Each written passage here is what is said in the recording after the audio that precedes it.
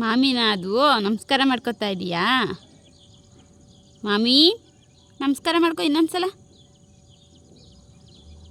ಕಾಪಾಡಪ್ಪ, ಒಳ್ಳೇದು ಮಾಡಪ್ಪ, ಕೇಳ್ಕೊ.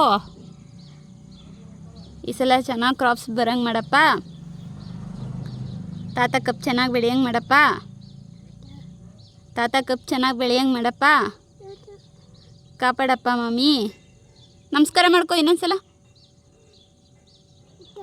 ದೈವಿಕ್ ನಮಸ್ಕಾರ ಮಾಡ್ಕೊ ಮಗನೆ. ತಾತ ಬಂತು ನೋಡು.